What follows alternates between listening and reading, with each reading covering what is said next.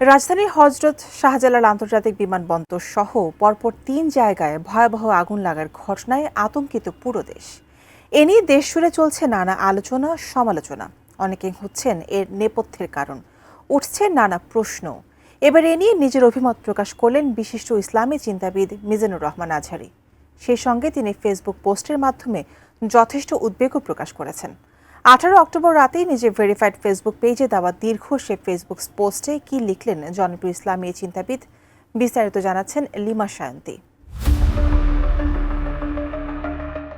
ঢাকা ও চট্টগ্রামে পরপর বিভিন্ন জায়গায় আগুনের ঘটনায় দেশের মানুষ আতঙ্কে আছেন।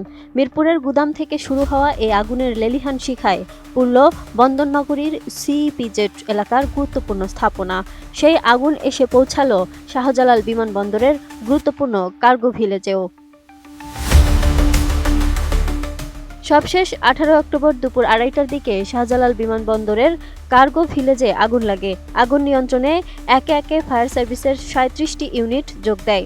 ঘটনাস্থলে কাজ শুরু করে নৌবাহিনী, বিমান বাহিনী, সিভিল অ্যাভিয়েশন, বিজিবি সহ পুলিশ ও আনসারের সদস্যরা। সন্ধ্যা নাগাদ কিছুটা নিয়ন্ত্রণে এলেও এই আগুন নেভেনি। আমি বুঝি নির্মাণের শিল্প, সালাম স্টিল বোঝে ডিউরেবিলিটি। সালাম স্টিল, মোস্ট ডিউরেবল স্টিল। এদিকে ধারাবাহিক আগুন লাগার ঘটনায় সামাজিক যোগাযোগ মাধ্যমে প্রশ্নের ঝড় উঠছে। এসব নিছক কোনো দুর্ঘটনা নাকি পরিকল্পিত? বিষয়টি নিয়ে তীব্র আলোচনা সমালোচনার মাঝে এবার প্রশ্ন তুললেন জনপ্রিয় ইসলামী স্কলার শায়েখ মিজানুর রহমান আজহারীও। 18 অক্টোবর রাতে নিজের ভেরিফাইড ফেসবুক পেজে এক স্ট্যাটাসে তিনি লিখেছেন, এদেশে অগ্নিকাণ্ড যেন এক অবিরাম চক্র। 2-1 দিন প্রতিবাদ, মানববন্ধন, মিছিল, গরম টকশো, তারপর আবার সবকিছু নিস্তব্ধ, ঠিক আগের মতোই। তিনি আরও বলেন, অগ্নিকাণ্ডের পর শোক, তারপর সেই চিরচেনা নীরবতা। এগুলো কি নিছক দুর্ঘটনা, কেবলই অবহেলা আর অব্যবস্থাপনা, নাকি এর পেছনে লুকিয়ে আছে কোনো গভীর ষড়যন্ত্র? আজহারী তার ওই পোস্টে প্রশ্ন তুলে বলেন, প্রথমে মিরপুর, তারপর চট্টগ্রাম ইপিজেড থেকে শুরু করে শাহজালাল আন্তর্জাতিক বিমানবন্দরের কার্গো ভিলেজ। আগুন যেন পিছু ছাড়ছে না। আর তাই তার প্রশ্ন, এদেশের অর্থনৈতিক অবকাঠামো ভেঙে ফেলার চেষ্টা চলছে না তো? এরপর তিনি প্রতিটি অগ্নিকাণ্ডের রহস্য খুঁজে বের করতে সংশ্লিষ্ট কর্তৃপক্ষের দৃষ্টি আকর্ষণ করেন।